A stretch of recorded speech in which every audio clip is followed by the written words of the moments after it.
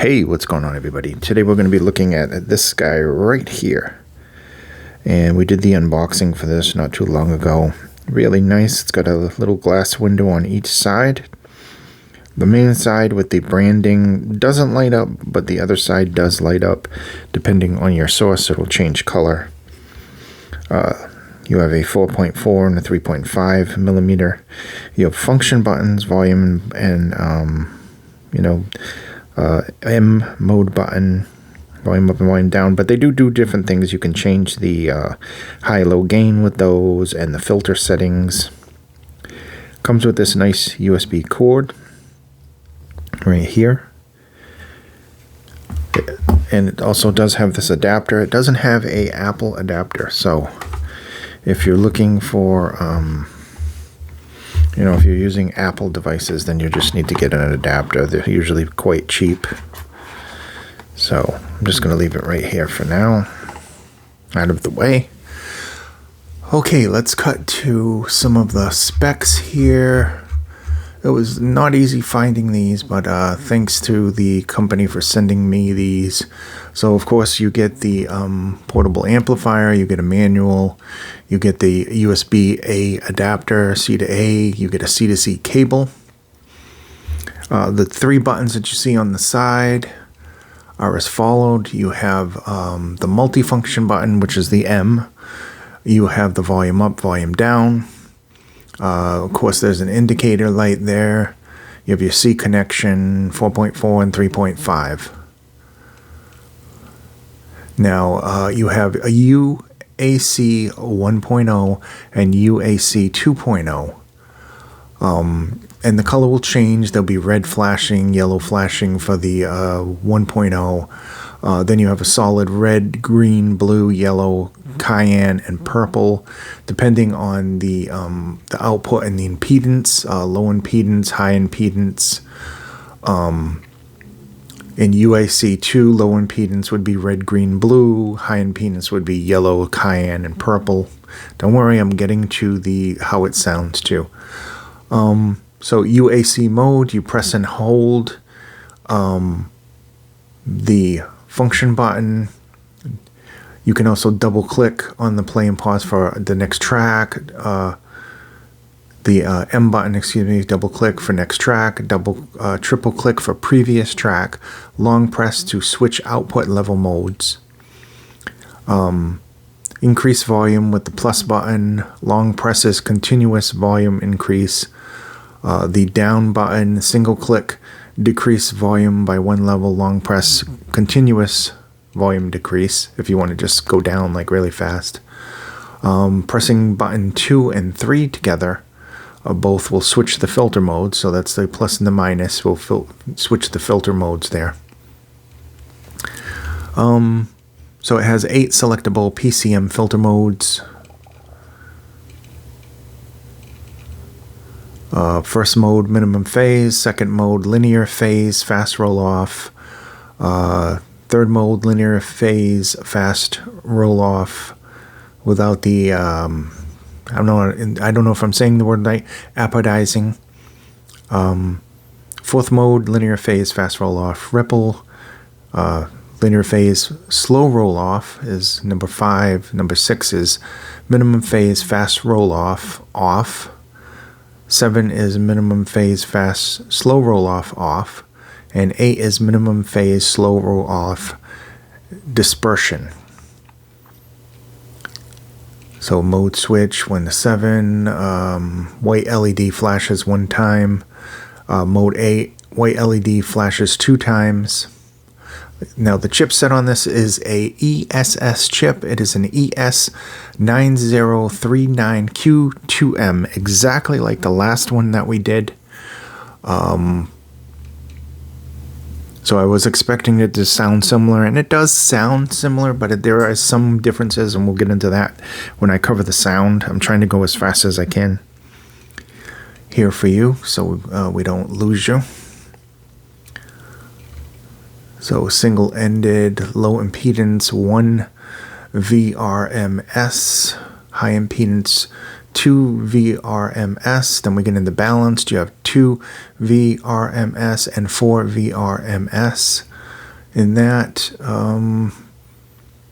we're getting 60 to 600 ohms here, 16 ohm to 600 ohms. So it should handle like really sensitive in-ears, and it should be able to handle decently planners and stuff like that.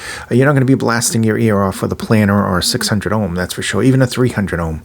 That's what I do have. That's my maximum is 300. I don't have any 600s, and I really should find something out there that has 600. I just don't have the budget right now. Balanced decibels. I'm just looking for the maximum output power. Maximum output power for this. Okay, right and left. 32 ohms. Single-ended is 2 times 125. So 250. Balanced 2 times 240 milliwatts. So that's 480. And that's at 32 ohms. So looking at the frequency response really isn't that important. This is an IEM. It's 20 to 20. So a lot of nice features on this, and it's built really, really well, and it looks absolutely gorgeous. And it handles, see where it says that.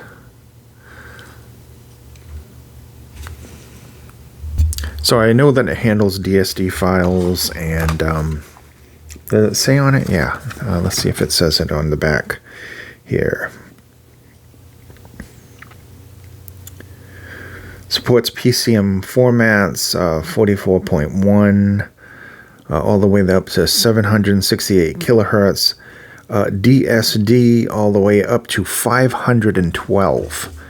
Now that is good, because usually things of this nature are usually the 256, and that's it. So this one goes all the way up to 512.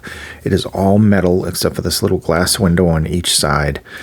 Built really, really well. It's a great looking dongle. As you can see, it's not that big, especially compared to other things, other dongles and stuff. This will fit perfectly in your BASN case if you have the like the B-Master X's or the AS1s or something like that. The metal, what was it, Metalin or something like that. That's a pair I didn't have. I actually really like those. I should pick up a pair of those. So anyway, BASN makes some really good quality products, and this is the PA60 dongle DAC amplifier. Has some decent power to it. It may not be the most powerful one in my arsenal, but it does have some decent power to it. How does it sound before we get into the 10-minute mark here? It sounds very, very good.